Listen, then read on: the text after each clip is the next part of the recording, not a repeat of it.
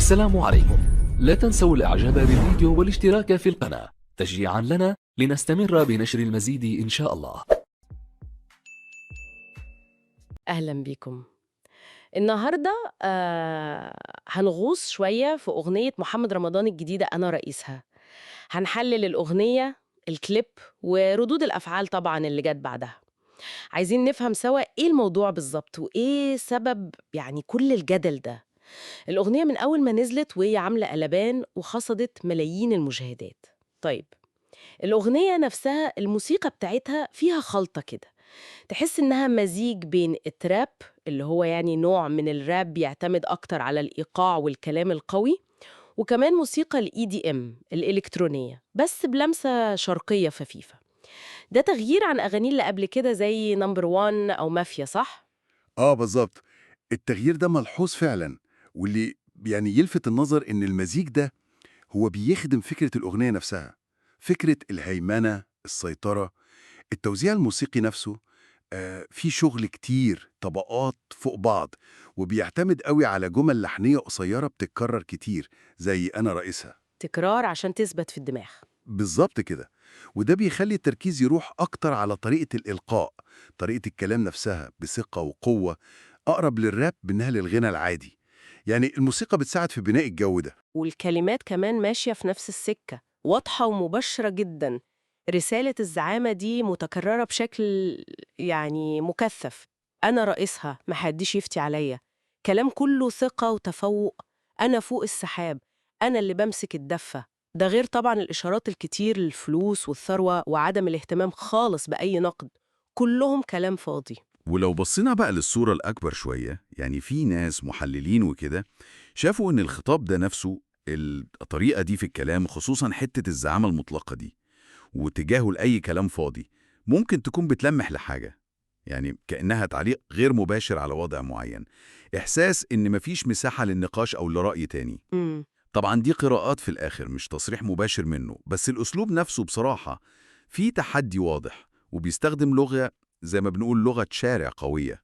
بس هل ده يعني مش ممكن يكون تحميل على الأغنية أكتر من اللي هي عايزة تقوله؟ هل هي لازم تكون تعليق اجتماعي؟ مش ممكن تكون مجرد تعبير فني عادي عن القوة والثقة؟ وده سؤال مهم فعلا، والآراء هنا بتختلف، لكن الحاجة اللي تقريبا مفيش عليها خلاف هي إن الكليب كصورة الإنتاج بتاعه ضخم قوي. أوي. بنشوف أماكن تصوير فخمة جدا، قصور، عربيات فارهة وكلاسيك، شوارع بالليل متصورة كأنها سينما، فعلا. والرموز واضحة جدا. العرش اللي بيقعد عليه، ظهوره وسط ناس حواليه كأنهم تابعين، اللبس الفخم، حتى النضارة الشمس بالليل دي لها دلالة. ومشهد وقوفه فوق العربيات ده كان واضح قوي. بالظبط. كل الرموز دي بتصب في نفس القالب، القوة، الفلوس، السيطرة، والإنتاج العالي بيخلي الصورة دي مبهرة قوي بصريا ومقنعة. صح. وده اللي بيخلي الواحد يسأل، طيب هو إيه الهدف من كل الاستعراض البصري الرهيب ده للقوة والرفاهية؟ هل هو بس بيأكد الصورة اللي رمضان عايز يصدرها عن نفسه وخلاص؟ ولا ممكن يكون في رسالة أعمق، سواء للجمهور أو حتى للنقاد نفسهم؟ وأيا كان الهدف رد الفعل كان جبار.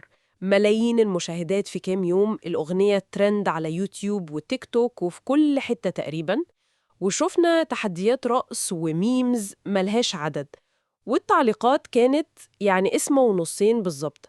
ناس شايفة إنه كليب عالمي وطاقة مش طبيعية، وناس تانية بتنتقد بشدة وبتقول غرور زيادة عن اللزوم، محتوى فاضي، قيم مش كويسة. والانقسام ده كان هو عند النقاد والإعلام برضه. في اللي أشاد بجودة الإنتاج العالية والكاريزما بتاعت رمضان طبعا وقدرته إنه يعمل حالة، وفي اللي انتقد المحتوى واعتبره سطحي وتكرار لنفس الأفكار بتاعت الزعامة والفلوس دي، وإن التركيز كله على الصورة أكتر من الفن نفسه. وفي اللي ربطتها باستراتيجيته المعروفة. كتير ربطوا الأغنية باستراتيجية رمضان، إنه لازم يعمل جدل عشان يفضل موجود في الصورة، وبالظاهرة الأكبر بتاعة تمجيد الذات والثروة اللي بنشوفها في أنواع مزيكا كتير اليومين دول. في النهاية الأغنية دي رسخت أكتر صورة رمضان كظاهرة، نجم جماهيري ضخم، وفي نفس الوقت شخصية مثيرة للجدل بشكل كبير. يبقى الخلاصة زي ما بنقول إن أغنية أنا رئيسها مش مجرد أغنية وبس، قد ما هي حدث ثقافي فعلا بتورينا بوضوح استراتيجية رمضان الفنية: إنتاج ضخم، جرأة، جدل، كاريزما. وفي نفس الوقت هي مراية بتعكس قد هي في انقسام في الأذواق والقيم جوه المجتمع نفسه. بالظبط. وده يوصلنا للسؤال الأخير بقى اللي ممكن نفكر فيه. لو سيبنا على جنب الجدل بتاع جودة فن رمضان أو رسالته دي كويسة ولا وحشة، حجم النجاح ده ورد الفعل الضخم ده كله سواء بالإعجاب أو بالانتقاد الحاد، ده ممكن يكشف لنا إيه عن طريقة صناعة النجومية والتأثير في العصر الرقمي في مصر دلوقتي؟ إيه اللي بيخلي النوع ده من المحتوى بالذات ينتشر الانتشار الرهيب ده؟ ده سؤال مهم للتفكير.